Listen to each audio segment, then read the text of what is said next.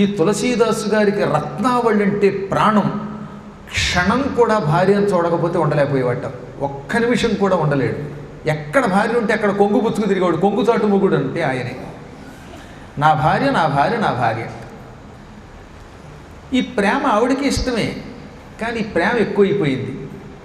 ఈ లోపు ఏమన్నారు పుట్టింటి వాళ్ళు, ఎందుకు ఇక్కడ అర్చకత్వం, అబ్బాయి గారు కూడా తీసుకుని కోటకు వచ్చేయచ్చు కదా అంటే, తులసీదాస్ తప్పండి, మా గురువుగారు రామార్చన చేయమన్నారు, ఇక్కడే ఉంటాను నేను, మీ అమ్మాయినే నా దగ్గరికి పంపండి అన్నట్ట.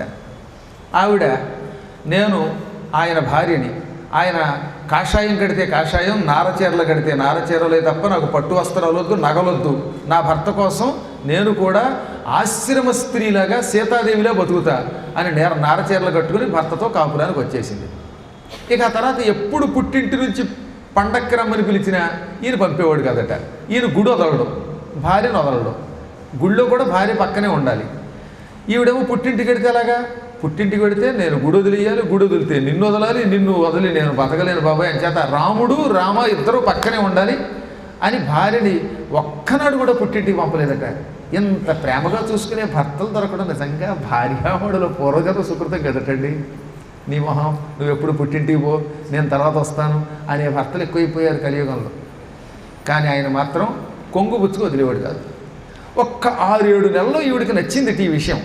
భర్త ఎప్పుడు తన కొంగే పుచ్చుకొని పరస్త్రీకేసి చూడకుండా నువ్వే దిక్కు, నీవు లేకపోతే ఉండలేను అంటే అది ఏ భార్యకైనా ఆనందమేగా. పెంగళి నాగేంద్రరావు గారిని ఒక మహాకవి ఉన్నాడు. ఎంత అందమైన పాట రాశాడోనండి. కన్నులు మూసినా కన్నులు తెరచినా, ఆఫీసులో ఫైళ్ళు తెరచినా, మరల మూసినా ఓ సఖీ నీ తల్లపే నీపై వల్లపే అంటాడు ఆయన. దానికి ఉదాహరణగా ఉన్నారట వీళ్ళు. అసలు ఎంత గొప్ప భాష అండి అది. మహాకవులు వాళ్ళు, అందుకే అంత బాగా రాశారు. కళ్ళు మూసినా కళ్ళు తెరిచినా, ఆఫీసులో పెళ్ళు తెరిచినా, మళ్ళీ మూసినా నువ్వు తప్ప ఎవరూ కనపట్లేదు. పెళ్ళైన కొత్తలో ఒక ఏడాది అలా ఉంటుంది. ఆఫ్టర్ 1 year అడగండి, అప్పుడు ఫైళ్ళు తెరుస్తున్నారో లేకపోతే ఇంకోటి తెరుస్తున్నారో తెలుస్తుంది.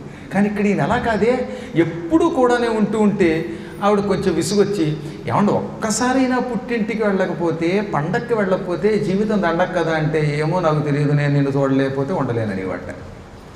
ఇలా ఉండగా జనమంతా ఈ పిచ్చిమొగుడు దొరికాడు, ఎప్పుడు కొంగు పుచ్చుకుంటాడు, చివరికి రాముడి దగ్గర కూడా ఈ పెళ్ళాన్ని వదలడం లేదు అని దెప్పడం మొదలెట్టారు. దాంతో ఈవిడికి లోపల కొంచెం బాధ కలిగింది.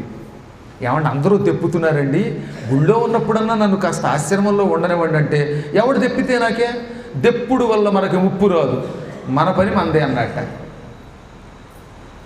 మరి కొద్ది రోజులు గడిచింది. 2-3 రోజుల్లో దీపావళి పండుగ వస్తుందిట.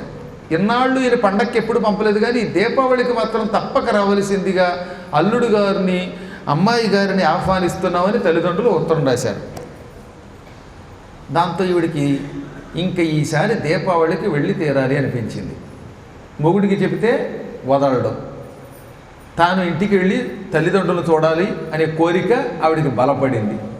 అందుకని ఆవిడ టెక్నిక్ చేసి, ఏమండి రేపు రాబోయే దీపావళి అమావాస్యకి పితృదేవతలకి తర్పణాలు ఇవ్వాలి కదా, అందువల్ల మీరు అడవిలోకి వెళ్ళి దర్భలు, పళ్ళు ఇవన్నీ తీసుకురండి, మోదుగు చితుకులు తీసుకురండి అంది. నిన్ను చూడకుండా నేను ఉండలేను కదా, వద్దులే, పితృదేవతలకి తర్పణాలు ఇవ్వకపోతే కొంప బొలగదనగా, అందుకే మనకి సంతానం లేకుండా పోయింది, 2 ఏళ్ళు గడుస్తున్నాను, ముందు అడవికి వెళ్ళండి, వెళ్ళి దర్భలు దండి, లేకపోతే నా మీద ఒట్టందిట.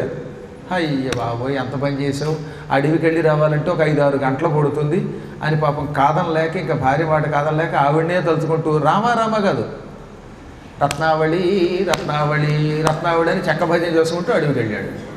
ఆయన అలా వెళ్ళాడో లేదో, వెంటనే వీడి ఇంటికి ఏది ఇంత చేశారు, ఆశ్రమానికి ఒక తాళం వేసి, పక్కింటి పిన్నిగారు ఉన్నారులేండి, పిన్నిగారండి ఈ తాళం మీకు ఇస్తున్నానండి, మా ఆయన రాగానే ఆయనకి ఇవ్వండి, నేను దీపావళి అయిన 5 రోజుల దాకా రానని, నేను వచ్చేదాకా ఈ 5-6 రోజులో 7 రోజులో మొత్తం మీద ఆయన్నే వంట చేసుకుని తినమనండి, ఏదన్నా ఉంటే మీరే కాస్త పప్పు ఉప్పు ఇవ్వండి, ఆయన మాత్రం రావద్దన్నానని చెప్పండి, నేను ఒంటరిగానే పోతున్నాను అని ఓ పడవ మాట్లాడుకుని నది దాటి అవతలోటికి వెళ్ళిపోయింది. కర్మయోగం వల్ల ఈ దీపావళికి ముందు కుంభవృష్టి వర్షాల వల్ల నదికి, యమునా నదికి వరద వస్తుంది అప్పుడే కొద్దిగా. ఆ వరద వచ్చేలోపు ఈవిడ అవతలకి వెళ్ళిపోయింది. సాయంకాలానికి దర్భలు పళ్ళు అన్నీ తెచ్చుకొని అమావాస్యకు కావలసిన ఏర్పాట్లు చేసుకుని రత్నావళి రత్నావళి అనుకుంటూ పాపం తులసీదాసు గారు ఇంటికి వచ్చారు. తీరా వచ్చి చూస్తే ఇంటికి గుడిసే, అది నిజానికి కాలుతో తండితే తలుపు విరిగి కింద పడుతుంది. తాళం మాత్రం తాటికాయ అంత వేసింది టేకలి. కొంతమందికి ఇళ్ళకి తాళం కట్టిది, ఆ తాళానికి ఉన్న ద్వారం మాత్రం ముట్టుకుంటే ఊడిపోతుంది.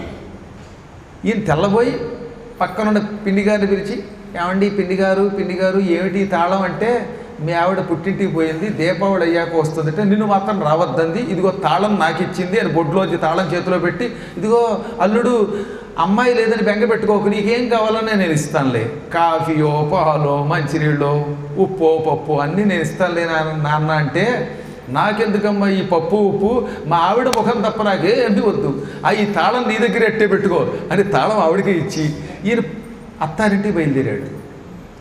కానీ అప్పటికే చీకటి పడిపోతోంది, కొంచెం వాతావరణం అంతా మారిపోయింది.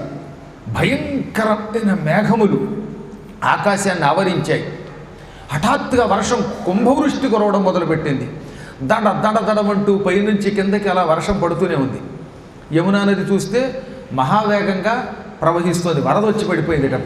ఆ వరదలో నీళ్లు కొట్టుకుపోతూ ఉంటే పడవళ్ళంతా పడవల్ని ఒడ్డుకున్న స్తంభాలకు కట్టి ఎప్పుడో ఎళ్ళకపోయారు. కాబట్టి ఇప్పుడు పడవళ్ళు లేరు. ఈయనకి ఈత రాదు. వర్షం, భోరున వర్షం, అన్నిటికీ మించి చీకటి పడిపోయింది. నిజంగా ఆ వాతావరణానికి ఎవడన్నా జడిసి దండం పెట్టి పారిపోతారు. కానీ ఈయనకి భార్య మీద వ్యామోహం కదా, రత్నావళిని చూడకపోతే నేను బతకలేను, ఏ యత్నమైనా చేసి రత్నాన్ని చూడాలనుకున్నాడు. ఎంతలో ఒక శవం నీళ్లలో కొట్టుకొస్తోంది. వెంటనే శవం మీద కూర్చుని అతి కష్టం మీద చేతులతోనే తెట్లు వేసుకుని ఈ శవం యొక్క అవతలకి వెళ్ళిపోయాడు. వాడు అదృష్టం బాగుంది, బతికాడు, అవతలకి వెళ్ళిపోయాడు. శవమే పడవ కింద చేసుకుని అంత భయంకరంగా ప్రవహిస్తున్న యమునా నదిని దాటి వెళ్ళాడు. మీరు వర్షాకాలంలో యమునా నది ప్రవాహం చూస్తే బేజారెత్తిపోతుంది గుండె మనకి. అయినా వెళ్ళేట అవతల ఒడ్డుకి. శవాన్ని వదిలేసి ఆ చీకట్లోనే రాజాగారి కోట వెతుక్కుంటూ వెళ్ళాడు. ఈయనకి ధారణాశక్తి ఎక్కువ, ఆయన కూడా అవధానులండి. ఎప్పుడో పెళ్ళిలో ఒక 2 నెలల్లో ఉన్నాడుగా భార్యతో పాటు కోటలో. అందులో కోట మార్గము, కోటలో వాళ్ళ ఆవిడ ఏ గదిలో ఉంటుందో అన్నీ తెలుసు. పరుగున కోట దగ్గరికి వెళ్ళాడు. అప్పటికే చాలాసేపు చీకటి పడిపోవడం వల్ల, అందులో వర్షం కురవడం వల్ల కోట ద్వారాలు మూసేశారు. కాపల వాళ్ళు గాఢంగా పక్కనున్న బురుదుల్లో నిద్రపోతున్నారు. కోట కూడా 18 అడుగులు పైన ఎత్తుంది. ఏకంగా 18-20 అడుగులు ఎత్తున్న కోట గోడది. ఇప్పుడు ఈ గోడ దాటి ఎలా వెళ్ళడం? తలుపులు చూస్తే లోపల బంద్ చేశారు. కొట్టినా అవతల వాడికి వినపడదు. ఈ గందరగోళంలో వర్షం, పిడుగులు పడుతున్నాయి, ఉరుములు ఉరుముతున్నాయి. ఎంత దూరం వచ్చి కోటలోకి వెళ్లకుండా ఈ వర్షంలో తెల్లవారులు తడిస్తే నాకు రోగము వస్తుంది, అయినా పెళ్ళాం మొహం చూడకపోతే నేను బతకలేను. ఈ పెళ్ళాం కోసం గొళ్ళెం పగలు కొట్టుకునే లోపల కడదామంటే గొళ్ళెం లోపల ఉంది, బయట లేదు. ఎలా అనుకుంటూ ఉంటే ఆ కోట గోడ మీద నుంచి కిందకు ఒక తాడు వేళ్లాడుతూ కనపడింది. ఈ తాడు పట్టుకుని ఎక్కేశాడు ఆయన పైకి. అవతలకు దూకేశాడు చెంగున నీళ్లలోకి. అవతల కోటలో కూడా నీళ్లు బాగా వచ్చేయాలండి. ఆ నీళ్లలోకి దూకాడు. మొత్తం మీద సాహసించి గోడెక్కి అవతలకి దూకి లోపల ఉన్న గదుల్లో భార్య ఉన్న గది ఏదో ఈయనకి తెలుసు కనుక గుర్తుపెట్టుకుని అర్ధరాత్రి, అప్పటికి 12-12:30 అవుతూ ఉండగా భార్య ఉన్న గది తలుపుని టిక్ టిక్ అని కొట్టాడు. కొంతమంది తలుపులు బాతుతారు వచ్చి. బాత్తే ఎలా తలుపు తీస్తామండి? ఏ బాత్రూంలో స్నానం చేస్తున్నాను నేను, మీరు వచ్చి 4 సార్లు దబా కొడితే తీగలనా? అందుకని టిక్కు టిక్కని ఒకసారి కొట్టి ఆపేయాలి, లేకపోతే మధ్యలోంచి వచ్చేస్తే మీకే ప్రమాదం.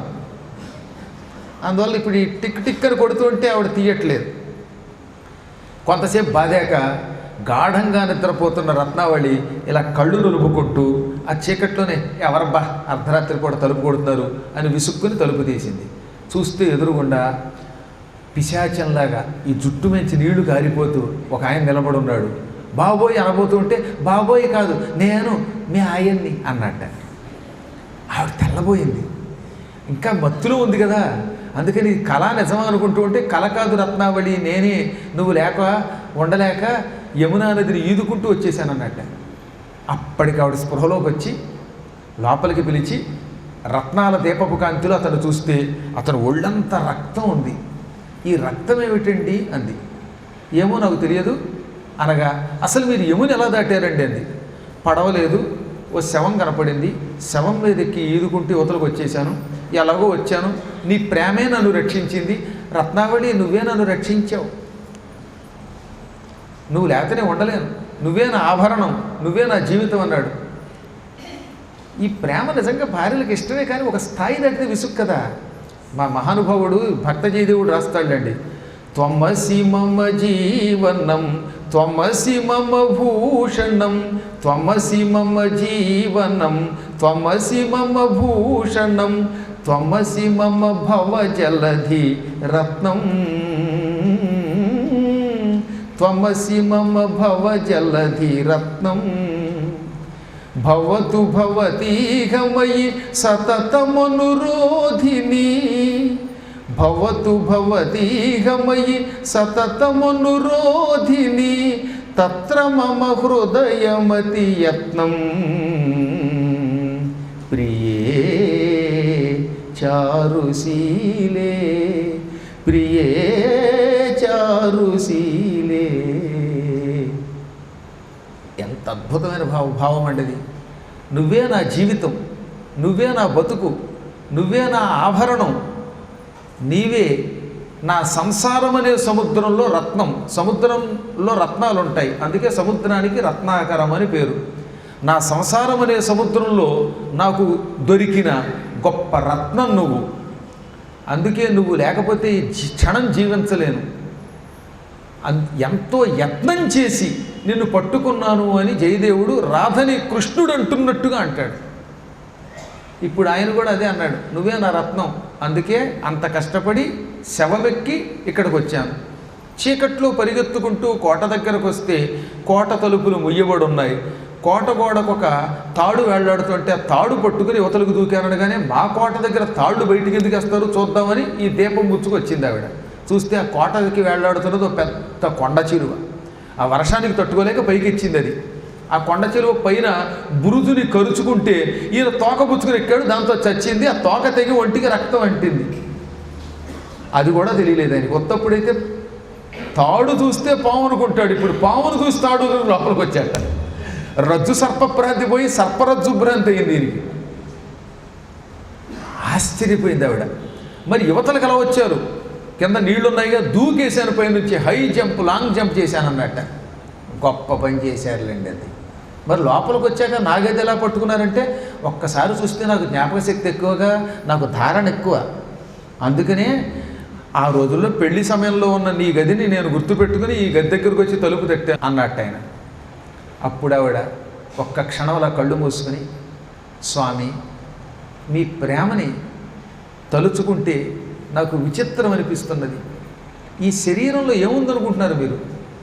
ఈ శరీరం పైకి అందంగా కనపడుతుంది. ఈ చర్మం తీసేస్తే అడుగునున్న మాంసాన్ని, ఎముకల్ని, ఈ నరాలని, వీటిని చూస్తే మీరు తట్టుకోగలరా? ఇవాళ ఉన్న ఈ యవ్వనం పోయాక ముసలితనం వస్తే తెల్లగా ముగ్గుబొట్టయిపోయి నడుము వంగిపోయి కథలు లేకుండా ఉన్న దరిద్రపు శరీరం మీద మీకు ఇంత వ్యామోహం ఉంటుందా? ఒక్కసారి గుర్తు తెచ్చుకోండి. భజగోవిందులు ఏమన్నాడు ఆయన? నారీ స్తనభర నాభీదేశం దృష్ట్వా మాగా మోహావేశం ఏతన్మాంసవసాది వికారం మనసి విచింత్య వారం వారం భజ గోవిందం భజ గోవిందం గోవిందం భజ మూఢమతే. ఈ నాభి, స్తనాలు, చేతులు ఇవన్నీ చూచి వ్యామోహం చెందకు. ఇదంతా మాంసం ముద్ద, పైకి చర్మం ఉండడం వల్ల తాత్కాలికంగా నీకేదో ఉద్రేకం కలుగుతుంది. వారి పిచ్చాడా, ఏ తత్తు ఇది మాంసముతో వస, కొవ్వు, నెత్తురు మొదలైన వాటితో వికారమయ్యినది. ఇది నీ మనస్సులో ఒక్కసారి ఆలోచించు, అప్పుడు నీకు ఈ శరీర భ్రాంతి ఉండదన్నాడు ఆయన. ఈ దౌర్భాగ్యపు శరీరం మీద వ్యామోహంతో రాముణ్ణి విడిచిపెట్టి నదిలోకి దూకి శవం మీదెక్కి ఈత కొట్టుకొని కొండ చెలువని పట్టుకుని కోటలోకి దూకి వచ్చావా? ఎప్పుడు రాముడు రాముడు అంటావు కదా, ఆ రాముడి మీద నీ మనస్సు పెడితే బాగుపడేవాడివి. రామ రామ అనుకోవలసిన నోటితో రామ రామ అని నన్ను తలుచుకుంటున్నావు. రామ అంటే స్త్రీ. ఈ రామ మీద, ఈ స్త్రీ మీద ఉన్న వ్యామోహం రాముడి మీద పెడితే నువ్వు ఎప్పుడో బాగుపడేవాడు కదా అందుట. ఆయన కళ్ళు తెరుచుకున్నాయి, జ్ఞానోదయం అయ్యింది. జీవితంలో ప్రతి వాడికి ఒక టర్నింగ్ పాయింట్ ఉంటుందండి. ఎప్పుడొకప్పుడు బాగుపడే రోజులు వస్తాయి. అందుకనే మనం తాత్కాలికంగా ఒక మనిషిని చూసి ఏ అంచనా వేయకూడదు సుమా. పిచ్చాడు చూసి వీడు పిచ్చాడు అనుకుంటాం. మహాత్ములందరినీ ఇంతేనండి, మొదట్లో గుర్తించలేరు. ఆయనకు కూడా యోగం వచ్చి భార్య ఏమంది, రాముడి మీద దృష్టి పెట్టింది. వెంటనే ఆయనకి జ్ఞానోదయం అయ్యింది. భార్య కాళ్ళకి దండం పెట్టాడు. నువ్వు చెప్పింది నిజమే, ఈ క్షణమే నేను రామాభ్రాంతి విడిచిపెట్టి రామభ్రాంతితో వెళ్ళిపోతున్నాను. నువ్వు నా గురువువి, నాకు రామమంత్రాన్ని ఉపదేశించావు, నువ్వు చెప్పినట్టే రామారామ అనుకుంటున్నాను అని భార్యకు కూడా చెప్పకుండా వెంటనే బయలుదేరిపోయాడు. దాంతో ఇవిడు కంగారు పడి మొగుడు వదిలి ఎక్కడ వెళ్ళిపోతాడు అని వెళ్ళకండోయ్ అందుకని ఆయన తలుపు తీసుకుని వెళ్ళినవాడు వెళ్ళినట్టు వెళ్ళిపోయాడు. మళ్ళీ కనపడలేదు. అందుకే ఆయన కావ్యంలో రత్నావళి నా గురువు అని రాసుకున్నాడు, తన భార్య నా గురువు అని రాసుకున్నాడు. నా భార్య నాకు రామమంత్రం ఉపదేశించింది అన్నాడు. పాప తర్వాత ఆవిడ ఎంత ఏడ్చిందో. చాలా ఏళ్లక ఆయన్ని కాశీలో చూసిందిట. భర్తను తొందరపడి దూరం చేసుకున్నాను అనుకుంది కానీ ఒక రత్నాన్ని మనకి ఆ రత్నావళి అందించింది. ఆయన వెంటనే బయలుదేరి వెనక్కి వచ్చి భయంకరంగా ప్రవహిస్తున్న ఉల్లోఠోత్తుంగ తరంగయై ప్రవహిస్తున్న యమునా నదిలో టక్కును దూకేశాడు. యమునలో దూకాను, చస్తానో బతుకుతానో అది దైవ నిర్ణయం, ఆ దేవుడికి వదిలేశాను అని యమునలో దూకితే యమునా నది మహావేగంగా ఆయన ఈడ్చుకొచ్చి ప్రయాగ దగ్గర గంగలో కలిపి అక్కడి నుంచి కాశీలో తేల్చింది. ఎక్కడ యమునా నది రాజాపూర్, ఎక్కడ కాశీ, కాశీలో తేలెట్టాయి. కారణజన్ములు అలా దూకితే కూడా బ్రతుకుతారు. కాశీలో ఒక స్వామీజీ ఈ కొట్టుకొస్తున్న ఈయన్ని చూచి జుట్టు పుచ్చుకుని ఒడ్డుకి ఈడ్చాడు. ఆయనకి ఏమీ గండం రాలేదు, కనీసం మంచినీళ్లు మింగలేదు, ఆరోగ్యంగా లేచాట. నేను ఎక్కడున్నాను అనగానే, నాయన కారణజన్ముడవు నువ్వు, ఎక్కడ దూకేవు అంటే రాజాపూర్ దగ్గర దూకానన్నట్ట యమునలో. ఇది కాశీ, ఎక్కడి రాజాపూర్, ఎక్కడ కాశీ?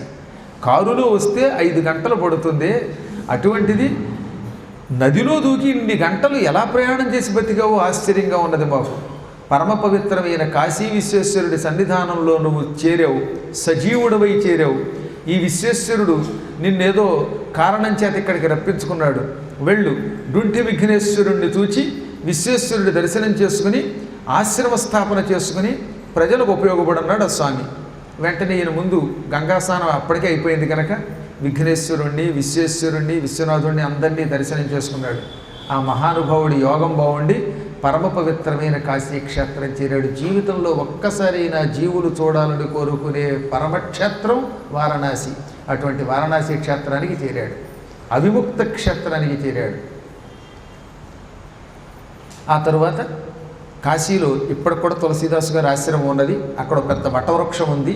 అక్కడికి వెళ్ళి మర్రి చెట్టు ఉన్న చోట, పెద్ద మర్రి చెట్టు ఉన్న చోట ఓ టెంపరీగా ఒక చిన్న గుడిసె వేసుకుని రోజు సంధ్యావందనం చేసుకుని భార్య చెప్పిన రామ రామ అనే మంత్ర జపం చేసుకుని చదువుకున్న పండితుడు కనుక రామాయణం పారాయణ చేసుకోవడం మొదలెట్టాడు. ఆయనకి రామాయణ పారాయణకి ఇలా పుస్తకాలు అక్కర్లేదు, మస్తకమే పుస్తకం సమస్తం ఆయనకి.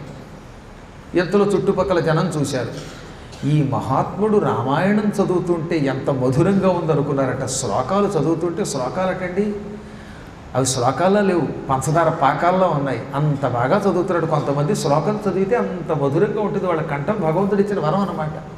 ఆయన తపస్వాధ్యాయ నిరతం తపస్వీ వాగ్విదాంవరం నారదం పరిపప్రచ్ఛ వాల్మీకి ముని పుంగవం అనగానే జనమంతా అక్కడ చేరేవారు.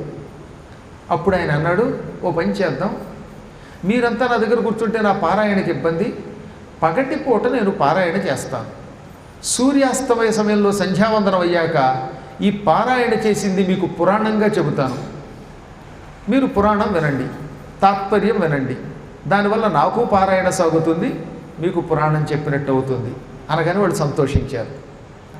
సంవత్సర కాలం ఏకధాటిగా రామాయణం చెప్పేట. ఒక రోజు 2 రోజులు కాదు, ఒక సంవత్సరం. రామాయణం సంవత్సరం చెప్పినా తెమలదు. సంవత్సరం చెబితే ప్రతిరోజు సాయంత్రం సంధ్యావందనం అయ్యాక 6-6:15 మొదలెడితే 8:30 దాకా చెప్పేవాడు. 2-2:30 గంటలు చెబితే ఏడాదికి కిష్కింధాకాండ పూర్తయింది, ఇంకా సుందరకాండ కూడా మొదలవల. అంత బాగా చెప్పాడు ఆయన. అద్భుతమైన వ్యాఖ్యానంతో చెప్పాడు. సంస్కృత శ్లోకం చదివి, ఆయన భాష అవధీ భాష, హిందీలో వ్రజభాష అవధీ భాష అని రెండు ఉంటాయి. అందులో అవధీ భాషలో ఈయన రామాయణం చెప్పేవాడు.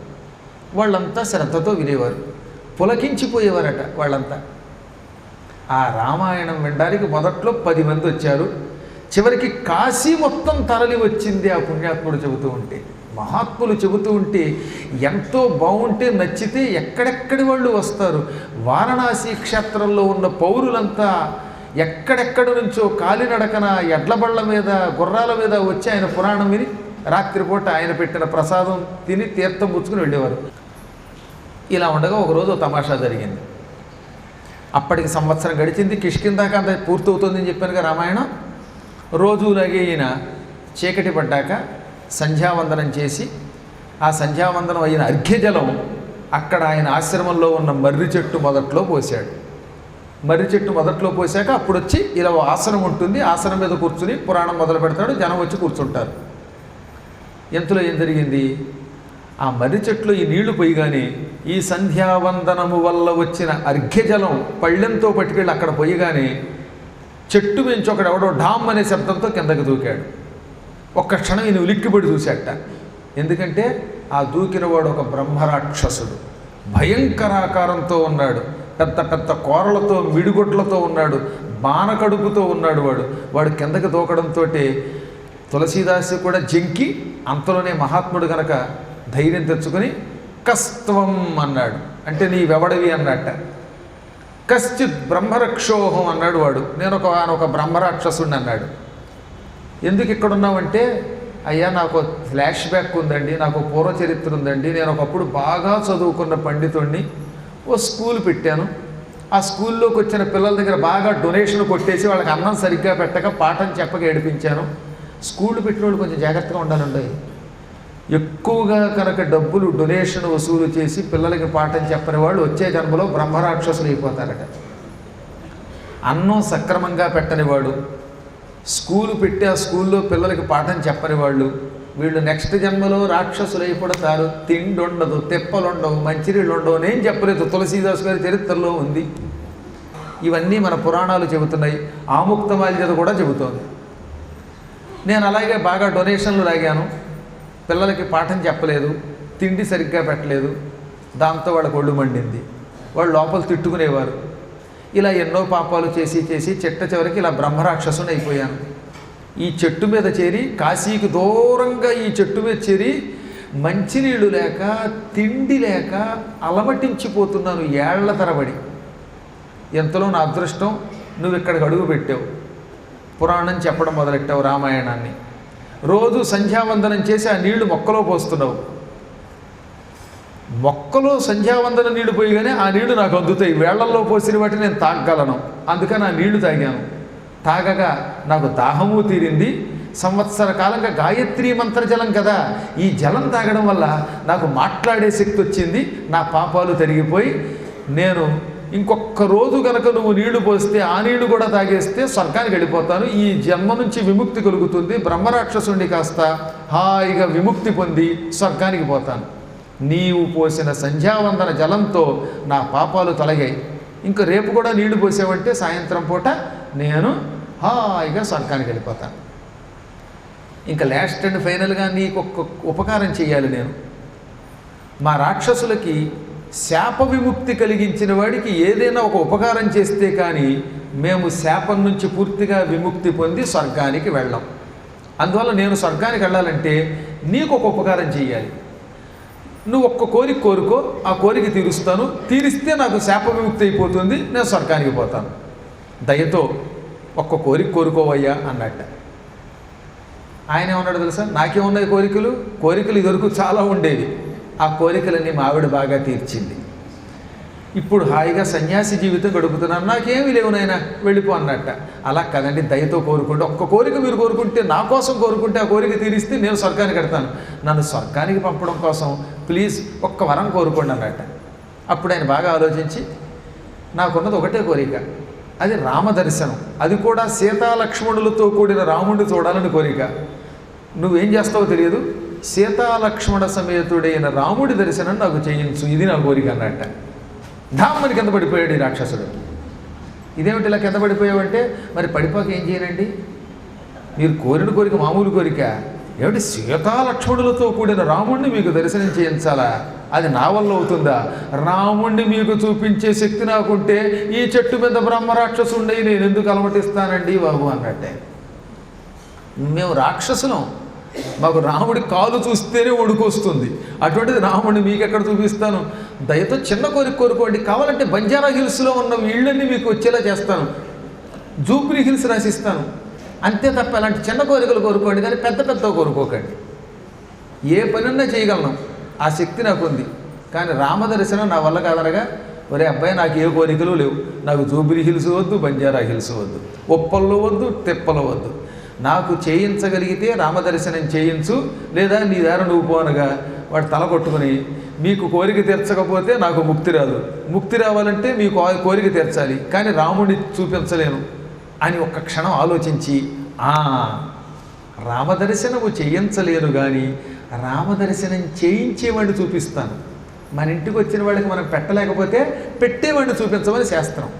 అందుకని ఎవరన్నా మన ఇంటికి వచ్చి ముష్టి అడిగితే లేదు లేదు పక్కింటికి వెళ్ళి అంటాం, మనం పెట్టం, పక్క వాళ్ళే చూపిస్తాం, మనం మాత్రం చెయ్యం దానం.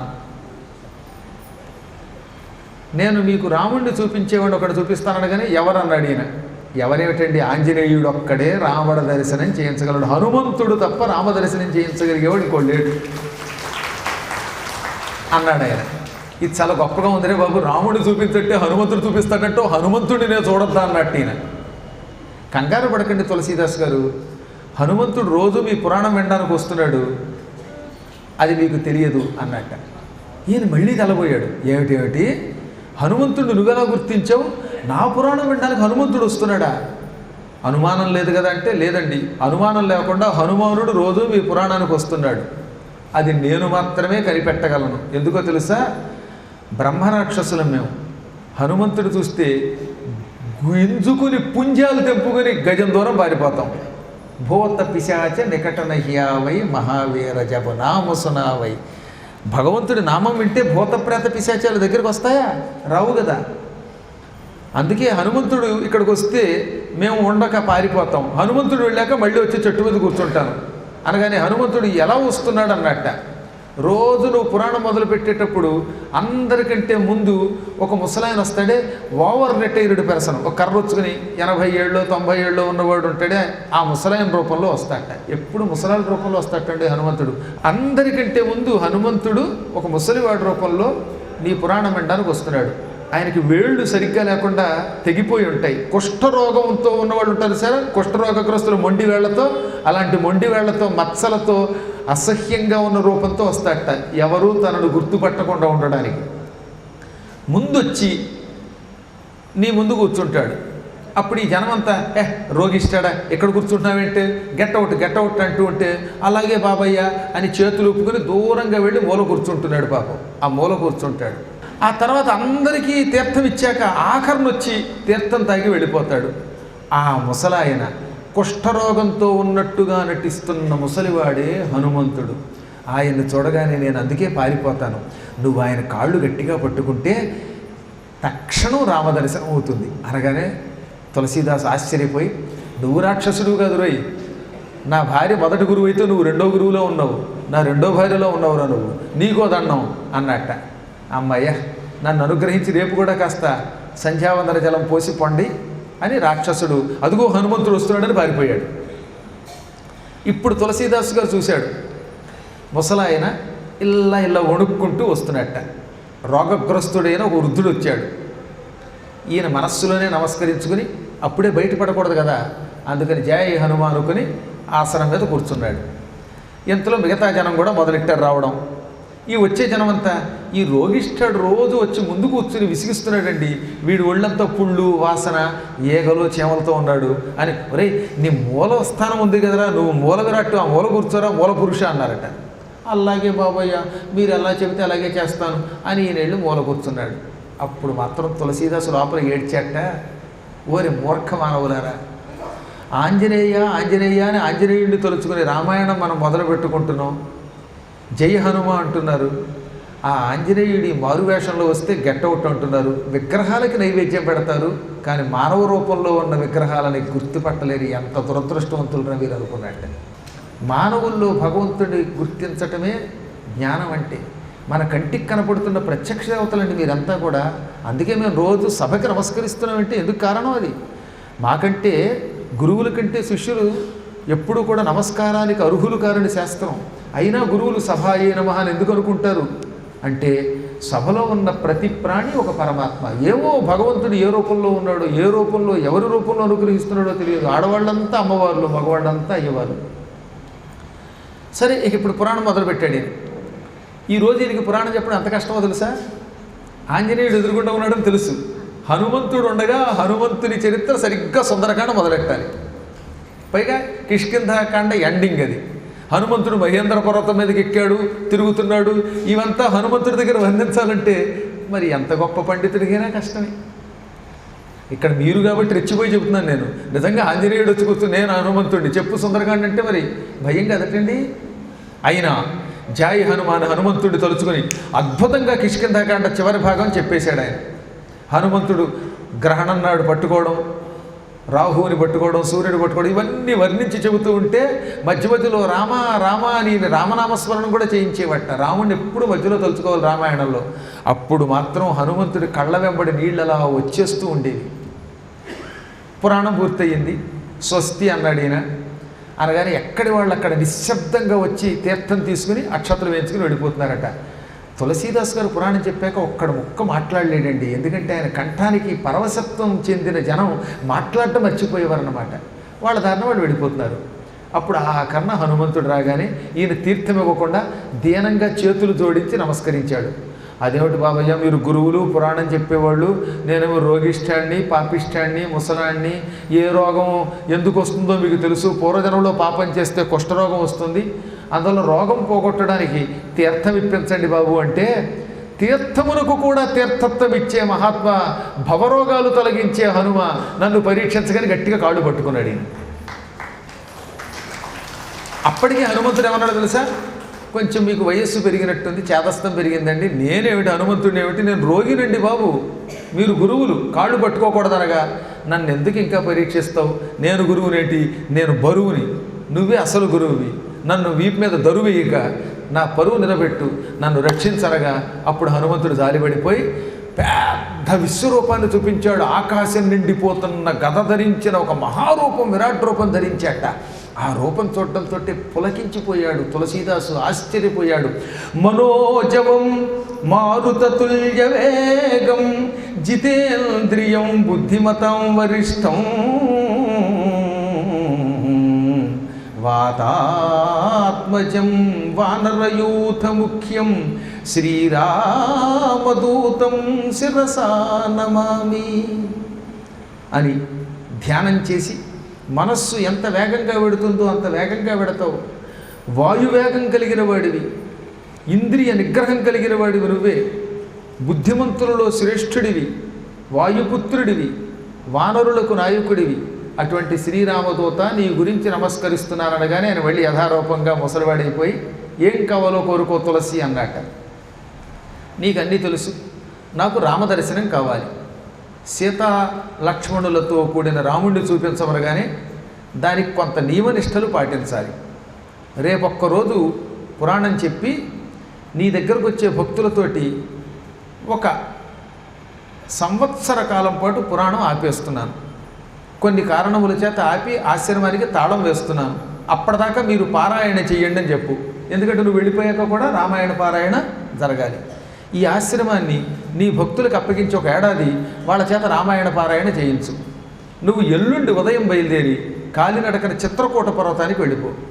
చిత్రకూటం దగ్గర 40 రోజుల పాటు నేను నీకో మంత్రం ఇస్తాను, ఆ మంత్రాన్ని అనుష్ఠానం చెయ్యి. ఓం శ్రీం రామ్ రామాయ నమః. ఈ మంత్రం హనుమంతుడు ఇచ్చేట తులసీదాసు గారికి. ఆయన ఎంత అదృష్టవంతుడు. ఈ మంత్రాన్ని 40 రోజులు అక్కడ జపం చెయ్యి. 41వ రోజు ఉదయమే తెల్లవారుజామున లేచి నీ శక్తి వంచన లేకుండా నైవేద్యం సిద్ధం చెయ్యి. ఆ తర్వాత రాముడు అక్కడికి వస్తాడు, ఆయనకి నైవేద్యం పెట్టు, నీ జాతకం బాగుపడుతుంది. నువ్వు తక్షణం రేపే మీ వాళ్ళకి ఇది చెప్పి ఎల్లుండి బయలుదేరు, చిత్రకూటలో ఒక ఆశ్రమ నిర్మాణం చేసుకో, జపం చెయ్యి అని హనుమంతుడు అదృశ్యమైపోయాడు. ఈయన మర్నాడు యథాప్రకారంగా సంధ్యావందన జలం పోసి బ్రహ్మరాక్షసుణ్ణి విముక్తుణ్ణి చేశాడు.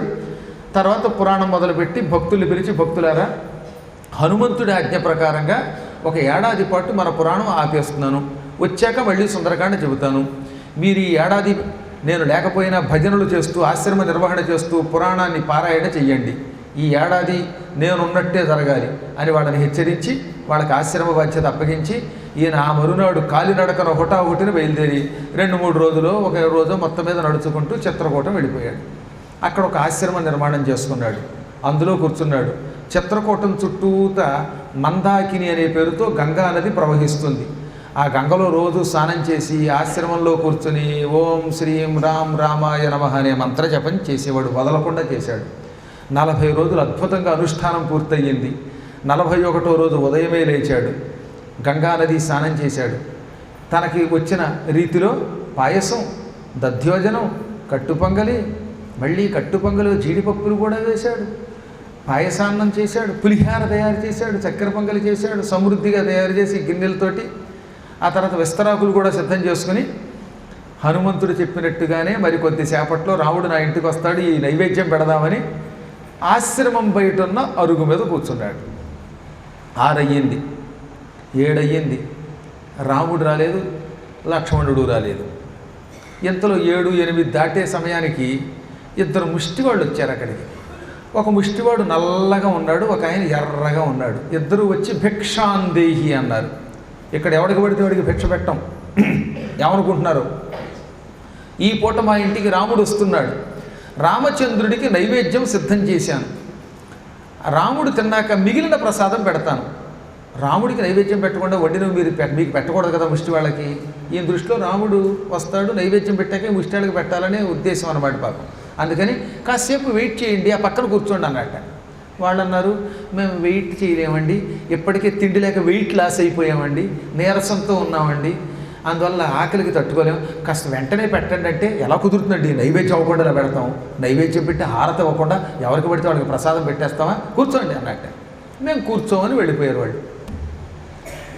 ఇక మళ్ళీ 9 అయ్యింది, 10 అయ్యింది, ఎక్కడ రాముడు లేడు, లక్ష్మణుడు లేడు. ఇంతలో హఠాత్తుగా ఓ ఎర్ర కుక్క, నల్ల కుక్క పరిగెత్తుకుంటూ వచ్చి గుడిసెలో దూరబోయాయి. చిచ్చి అని కుక్కలు తెరవేశాడు ఈయన. రాముడికి నైవేద్యం వండి సిద్ధం చేస్తే ముష్టాళ్ళు వస్తున్నారు, భిక్షగాళ్ళును, కుక్కలు వస్తున్నాయి, దిక్కుమాలింది. రాముడు రాడు, లక్ష్మణుడు రాడు అని కుక్కల్ని గెంటేసి, కుక్కల్లారా నైవేద్యం అయ్యాక మీకు కావాలంటే ప్రసాదం పెడతాను, అప్పటిదాకా మాత్రం మీరు లోపలికి రావద్దు అన్నట్ట. కుక్కలు కూడా వెళ్ళిపోయాయి. ఇక అక్కడి నుంచి 12 అయ్యింది, 1 గంట అయింది, 2 అయ్యింది, 3 అయ్యింది. నో రామ, నో లక్ష్మణ, నో సీత, వాళ్ళెవరు రాలేదు. పాపం ఈయన తిండి లేక నీరసంగా, రామదర్శనం కాకపోవటం వల్ల నిరుత్సాహంగా కూర్చున్నాడు అరుగు దగ్గరే. కొంతసేపటికి 3 దాటుతూ ఉండగా హనుమంతుడు మళ్ళీ వచ్చాడు మారు వేషంలో. వెంటనే ఈయన హనుమంతుడి కాళ్ళు గట్టిగా పట్టుకుని ఏడుస్తూ, ఆంజనేయ, రాజకీయ నాయకులు అయితే ఇచ్చిన మాటలు తప్పుతారని విన్నాం, నువ్వు కూడా ఏదన్నా పార్టీలో చేరావా అన్నట్ట. నేను అలా చేరలేదు, ఇచ్చిన మాట నేను గ్యారంటీగా నిలబెట్టుకుంటాను. ఎందుకు నీకు అనుమానం వచ్చిందని అడిగితే, ఎందుకు అనుమానం రావడం ఏంటండి, ఎప్పుడు ఈరోజు హనుమంతుడు చెప్పాడు కదా అని నేను పొద్దున్నే లేచి నైవేద్యం సిద్ధం చేశాను. రాముడు రాలేదు, లక్ష్మణుడు రాలేడు, పొద్దుటి నుంచి ఇక్కడే కూర్చున్నాను ఉదయం నుంచి, వాళ్ళు ఎవరు రాలేదు. నువ్వేం చెప్పావు, నివేదన సిద్ధం చేయమన్నావు, నేను సిద్ధం చేశాను. రామలక్ష్మణులు వస్తారన్నావు, వాళ్ళు రాలేదు. మరి ఇది మాట తప్పడం కాదా అంటే, ఓరి పిచ్చి శిష్య, రామలక్ష్మణులు రాకపోవటం ఏమిట్రా, 2 సార్లు వచ్చారు అనగా ఎక్కడొచ్చారండి అన్నట్ట. ఎక్కడ రావడం ఏంటి, ముందుగా 2 భిక్షుకులు వచ్చారు కదా, ఆ భిక్షుకుల్లో నల్లగా ఉన్నవాడే రాముడు, ఎర్రగా ఉన్నవాడు లక్ష్మణుడు వచ్చారు. వాళ్ళు అనగా నేను తెల్లబోయి, రామలక్ష్మణులు ముష్టివాళ్ళ రూపంలో వచ్చారా, నాకు ఆ విషయం ముందెందుకు చెప్పలేదు, క్లూ ఇవ్వలేదు.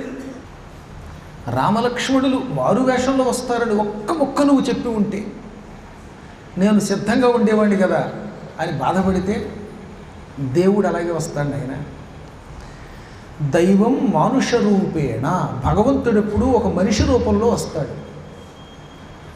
అందుకనే శాస్త్రం ఏం చెబుతున్నది, అతిథిన్ కాల సమాగతుల్ ఘన బుభుక్షార్తుల్ పథిశ్రాంతు.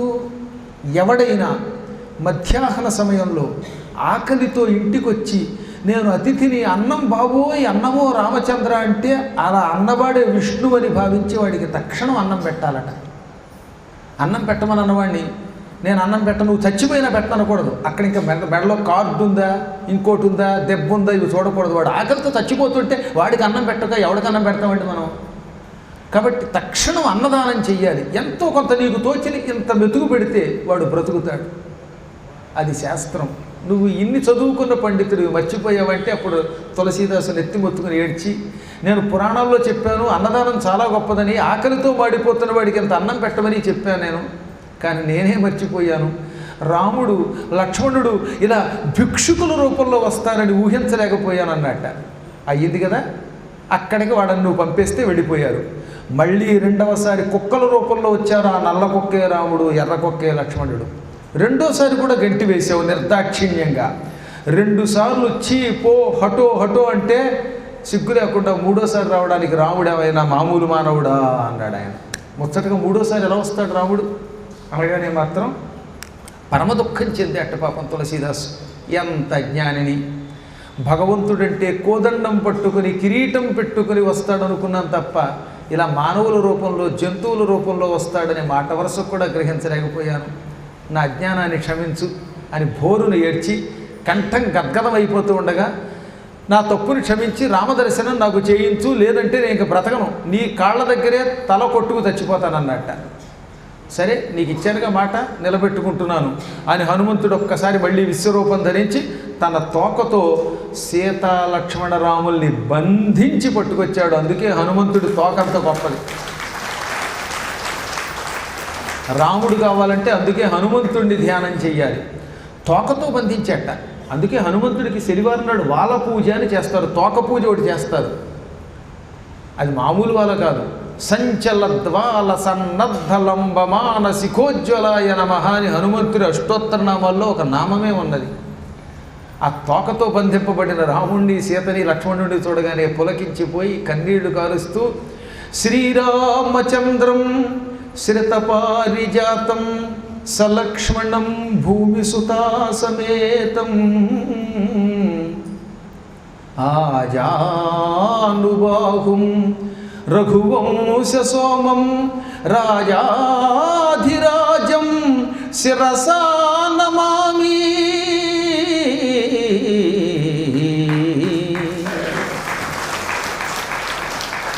శ్రీరామచంద్రుడికి తలతో నమస్కరిస్తున్నానంటే ఎప్పుడు నమస్కరించేటప్పుడు ఇక తల వంచి నమస్కరించాలి. శ్రీరాముడికి శిరస్సు వంచి నమస్కరిస్తున్నాను. ఆయన ఎటువంటి వాడు? రాఘవ వంశానికి రఘువంశానికి చంద్రుడి లాంటి వాడు ఆయన. ఆజానుబాహుడు, చేతులు మోకాళ్ళకి తగులుతాయి. ఆశ్రయించుకున్న వాళ్ళకి కల్పవృక్షంలా కోరికలు తీరుస్తాడు. శ్రిత అంటే ఆశ్రయించుకున్న వారికి పారిజాతం కల్పవృక్షం వంటివాడు. కల్పవృక్షం దగ్గరికి వెళ్ళి మీరు ఏమడిగితే అది ఇస్తుంది. దేవలోకంలో కల్పవృక్షం ఉంది కదా, అక్కడికి వెళ్ళి అడిగితే ఏ వస్తువైనా ఇస్తుంది. రాముడు కూడా ప్రార్థించిన వారికి తక్షణం కోరికలు తీరుస్తాడు కల్పవృక్షంలాగా. అటువంటి మహానుభావుడి గురించి నమస్కరిస్తున్నాను. ఆయన రాజాధిరాజు, రాజులకు రాజు. రోజు మంత్రపుష్పంలో రాజాధిరాజాయ ప్రసయ్య సాగిడే అంటున్నాం. రాజులకు కూడా రాజు, చక్రవర్తి ఆయన. అటువంటి ఆయనకి నమస్కారం అనగానే రాముడు దీవించి సీతతో లక్ష్మణుడితో ఆయన శిరస్సు మీద చెయ్యి పెట్టి, నాయన నాకు రామాయణం అంటే చాలా ఇష్టం, వాల్మీకి యొక్క అంశతో నువ్వు పుట్టావురా, సామాన్యుడివి కాదురా.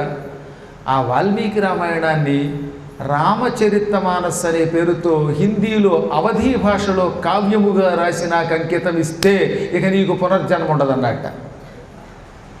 రామచంద్ర అంత ఘనకార్యం నేను చేయగలనంటే చేస్తావు. నీ గురువు ఈ హనుమంతుడు. హనుమంతుడిని గురువుని పట్టుకున్నవాడు ఏదన్నా సాధిస్తాడు.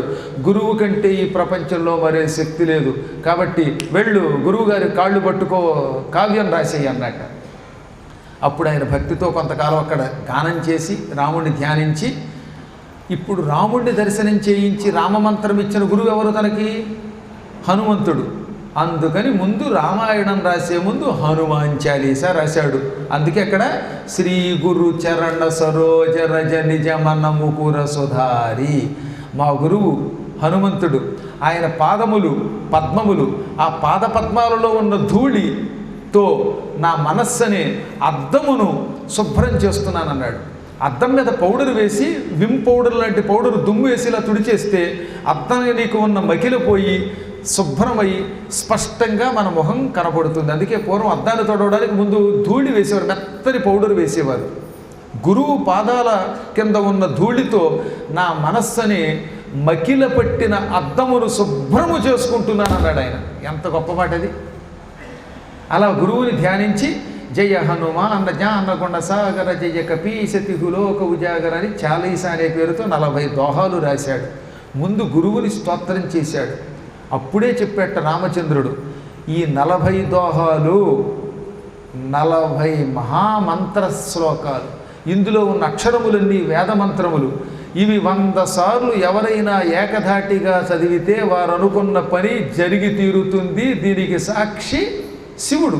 అందుకే ఏమంటాడు చివరన, యహ శతవార పాఠకర జోయి చోటహి బంది మహాసుఖ హోయి జోయహ పఢై హనుమాను చాలీసా హోయ సిద్ధి సాఖి గౌరీశ.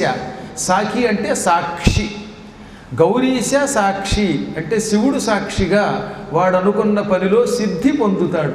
శివుడు సాక్షి కండి, చదివితే మనకు అనుకున్న పనులు అవుతాయనడానికి అంత గొప్పగా రాశాడు ఆయన. ఆ తర్వాత మళ్ళీ కాశీ వచ్చి ఆశ్రమంలో కూర్చుని ఈ హనుమాన్ చాలీసా భక్తులకి చెప్పి వారి చేత పారాయణము చేయించి అప్పుడు ఆయన హనుమాన్ చాలీసా అయిన తర్వాత రామాయణం రాశాడు, రామచరిత మానస రాశాడు. ఇక్కడ ఇంకో విషయం చెప్పాలి మీకు. ఈయన రామచరిత మానస రాస్తూ సుందరకాండ రాశాడు. ఆ సుందరకాండలో హనుమంతుడు సీతని వెతకడానికి వెళ్ళాడు. ఆ సమయంలో అశోకవనం దగ్గర ఒక చెరువు కనపడింది. ఆ సరస్సులో తెల్ల తామర పువ్వుల్ని తెల్ల కలువ పువ్వుల్ని హనుమంతుడు చూశాడని రాశాడు. వెంటనే ఆ రాత్రి హనుమంతుడు వచ్చి, ఏం తులసీదాసు నీకు అహంకారం పెరిగినట్టుంది, రామదర్శనం అయ్యింది, భక్తులు వచ్చి నువ్వు గొప్పవాడు అని పొగుడుతూ ఉంటే ఏ ఛానల్లో చూసినా నీ పురాణాలు వస్తుంటే అహంకారం పెరిగిందా నీకు అన్నట్ట. రామరామ నాకేం అహంకారం వచ్చిందండి అని అడిగిన. మరి అహంకారం కాకపోతే ఏమిటి? నేను లంకానగరానికి వెళ్ళి సీతాన్వేషణ కోసం అశోకవనంలో అడుగు పెడితే ఆ అశోకవనంలో నాకు సరస్సు కనపడింది. ఆ సరస్సులో ఉన్న తామర పువ్వులు ఎర్ర తామర పువ్వులు, కలువ పువ్వులు, చెంగల్వలు అంటే ఎర్ర కలువలు. నేను చూసిన ఎర్ర పువ్వులు అయితే నువ్వు తెల్ల పువ్వులను రాస్తావేమిటి? వెంటనే మార్చే దోహాలో అన్నట్ట. అప్పుడు ఈయన తెల్లపోయి, రాముడే రాయిస్తున్నాడని నీకు తెలుసు, రాయించేది రాముడైతే నేను ఎలా మారుస్తాను అన్నట్ట. అంటే నేను చెప్పినా వినవా అన్నాడు ఈయన. అబ్బాయి గురువుగారు చెప్తే కాదనకూడదు, కాకపోతే ఎందుకైనా మంచిది రాముడే పిలుద్దాం సాక్షిగా అన్నాడు ఈయన. అంతవరకు వచ్చావు అనమాట, అయితే పిలు అన్నట్ట. పిలవగానే ఈయన జై శ్రీరామ్ అన్నాడు. వెంటనే వచ్చి పడ్డట్ట రాముడు. కాబట్టి రాముడు టక్కన వచ్చాడు. వెంటనే రామచంద్ర, గురువుగారేమో ఎర్ర కలువ పువ్వులు ఎర్ర తామర పువ్వులని మార్చమంటున్నారు, నువ్వేమో నా చేత తెల్ల కలువలు చూశాడు హనుమంతుడు, తెల్ల తామరలు చూశాడని రాయించావు, ఇందులో ఏది నిజం అనగానే రెండూ నిజమే అన్నట్ట రాముడు. గొప్ప సాక్ష్యంలో ఉందిలే ఇది, ఈ సాక్ష్యం ఏమిటి, అది నిజమే ఇది నిజమే ఎలా అవుతుంది అన్నట్టు ఈయన. మరి చెప్పేది వినండి జాగ్రత్తగా. హనుమంతుడు చూసింది నిజం, నువ్వు రాసింది నిజం అన్నట్ట. ఇంకా మాకు అర్థం కాలేదండి అని ఇద్దరు బుర్రగొక్కుని వివరం చెప్పమన్నారు రాముడిని. ఇప్పుడు అసలు వివరం చెబుతున్నాను. నిజానికి తులసీదాసు రాసినట్లుగా లంకానగరంలో అశోకవనంలో హనుమంతుడికి కనపడినవి తెల్ల తామర పువ్వులు, తెల్ల కలువ పువ్వులే. అక్కడున్నవి తెల్ల తామరలే. కానీ హనుమంతుడికి సీతాదేవి ఇక్కడికి అపహరింపబడి తేబడింది, రావణుని చెరలో ఉందని కోపం పెరిగిపోయింది. ఆ కోపంతో హనుమంతుడి కళ్ళు ఎరుపెక్కేట, కోపంతో రక్తేక్షణలు అన్నారు. రక్తంతో నిండిన కళ్ళు వచ్చాయి, బాగా ఎర్రబడ్డాయి ఆ కళ్ళు. ఎర్రబడిన హనుమంతుడి కళ్ళకి తెల్లని వస్తువులు కూడా ఎర్రగా కనబడ్డాయి. పూర్వం మనకు సామెత ఉందిగా, పచ్చగా నిలబడి కానీ పచ్చగా కనబడతాయని. కోపంతో ఉండడం వల్ల హనుమంతుడి కళ్ళు ఎరుపెక్కి ఆ ఎర్రని కళ్ళకి తెల్ల తామరలు, తెల్ల కలువలు, ఎర్ర తామరలు, ఎర్ర కలువలు ఇవి కనబడ్డాయి. కాబట్టి హనుమంతుడు చూసింది నిజం, నువ్వు రాసింది నిజం అన్నట్ట. అప్పుడు హనుమంతుడు నవ్వి, ఇది నేను రాముడు కలిశాడు నాటకం, నీవు రాముడు అనుగ్రహంతో రాశావని లోకానికి చెప్పడం కోసం ఈ లీల చేశామన్నారు వాళ్ళు. ఎంత అదృష్టవంతుడండి మహానుభావుడైన. అలా తులసీదాసు రామచరితమానస రాశాడు. అందుకే రామచరితమానసికి అంత జగత్ప్రసిద్ధికి వచ్చింది. హనుమాన్ చాలీస ఇప్పుడు ఎంత గొప్పదో అర్థమైందా? హనుమంతుడి దర్శనం చేయించింది, హనుమంతుడిని గురువుని చేసింది, హనుమంతుడిని ప్రసన్నం చేయించింది, హనుమంతుడి ద్వారా రామదర్శనం ఇప్పించింది. ఇన్ని ఇప్పించి ఆయన చేత రామచరితమానస రాయించింది. అందుకే అపూర్వమైనది హనుమాన్ చాలీస. యహ శతవారు పాఠకర జోయి, ఎవరైనా 100 సార్లు దీన్ని చదివితే చోటకి బందీ కూడా చెరసాల్లో ఉన్నవాడు విముక్తుడవుతాడు. చోటకి విముక్తుడవుతాడు. మహాసుఖహోయి, నిజంగా జైల్లో ఉన్నవాడు బయటకు వస్తాడండి చదివితే. వాడు అనుకున్న పనులు అవుతాయి. శివుడు దానికి సాక్షి. అందుకే హనుమాన్ చాలీస వీలున్నంత వరకు మన పురాణం జరుగుతున్నప్పుడల్లా ముందో వెనకో ఒకసారి పారాయణ చేయాలి. ఆ హనుమాన్ చాలీస ఇప్పుడు కూడా మనం చదువుకుందాం. తర్వాత మిగతా హనుమంతుడు లంకానగరానికి దిగిన అపూర్వ ఘట్టాలు రేపు కూడా చెప్పుకుందాం. అయోధ్యలో రామజన్మభూమిలో రామాయణ కథలు, దాంతోపాటు హనుమాన్ చాలీస చదువుకునే భాగ్యం మనకు కలిగింది కదా. నిజమన్న ముకుర సుధారి వర్ణౌ రఘువర విమలయశ జోదాయక ఫలచారి బుద్ధిహీన తనుజానికై సుమిరౌ పవన కుమార్ బల్ల బుద్ధి విద్యా దేహుముహి హరహు కలేశ వికార్ ఆంజనేయమతి పాటలాననం ఆంజనేయమతి పాటలాననం కాంచనాద్రి కమనీయ విగ్రహం కాంచనాద్రి కమనీయ విగ్రహం పారిజాత తరుమూలవాసినం పారిజాత భావయామి పవమాననందనం భావయామి.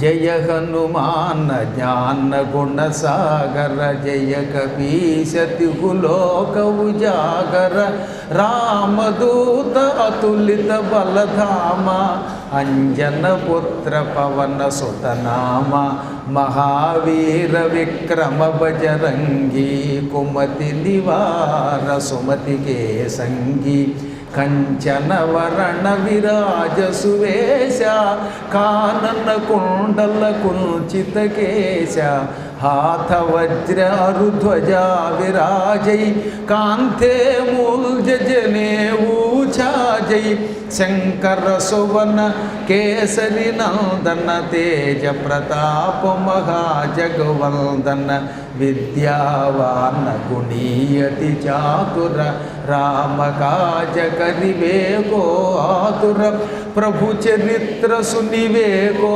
రసియా రామ లఖన సీతా మను బసియా सूक्ष्म रूप धरि सियहि दिखावा विकट रूप धरि लंक जरावा भीम रूप धरि असुर संहारे रामचंद्र के काज सवारे लाय सजीवन लखन जियाये श्री रघुवीर हरखि उर लाये रघुपति की ही बहुत बड़ाई कहा भरत सम तुम प्रिय भाई सखस वदन तुम्हरो यश गावई अस कहि श्रीपति कंठ लगावई सनकादिक ब्रह्मादि मुनीशा नारद शारद